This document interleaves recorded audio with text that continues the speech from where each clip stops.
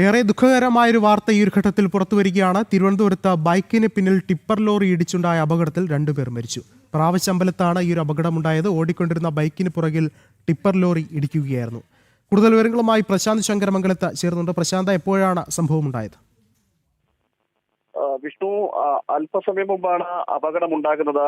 നിർത്തിയിട്ട ബൈക്കിന് പിന്നിൽ ടിപ്പർ ലോറി ഇടിച്ച് അപകടമുണ്ടാവുകയായിരുന്നു. വിഴിഞ്ഞം സ്വദേശിയായ അമലും ആലപ്പുഴ സ്വദേശി ദേവികയുമാണ് മരിച്ചത്. ഇരുവരും നേമം ഭാഗത്ത് നിന്നും സിഗ്നലിൽ നിന്നും വലത്തോട്ട് പോകാനായി വാഹനം നിർത്തി ഇടുകയായിരുന്നു. ആ സിഗ്നൽ നിർത്തിയ ശേഷം വലതു ഭാഗത്തേക്ക് മാറി നേമം ഭാഗത്തേക്ക് പോകുന്നതിനുള്ള തയ്യാറെടുപ്പിലായിരുന്നു. ഇതിനിടയിലാണ് പിറകുവശത്തു നിന്നും ടിപ്പർ ലോറി ഇടിക്കുന്ന ഒരു സാഹചര്യം ഉണ്ടായത്. രണ്ടുപേരെയും തിരുവനന്തപുരത്ത് ജനറൽ ആശുപത്രിയിൽ പ്രവേശിപ്പിച്ചെങ്കിലും രണ്ടുപേരുടെയും ജീവൻ രക്ഷിക്കാനായില്ല എന്നാണ് ഇപ്പോൾ പോലീസ് പറയുന്നത്, നേമം പോലീസ് പറയുന്നത്.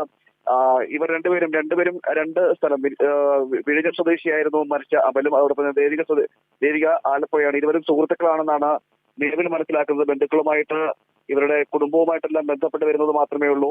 എന്താണ് കാരണം എന്നതടക്കമുള്ള കാര്യങ്ങൾ ഇനി പോലീസ് അന്വേഷിക്കുന്നുണ്ട്. പ്രദേശത്ത് CCTV ദൃശ്യങ്ങളടക്കം കേന്ദ്രീകരിച്ച് പരിശോധന നടത്തുവാനും പോലീസ് തയ്യാറെടുക്കുകയാണ്.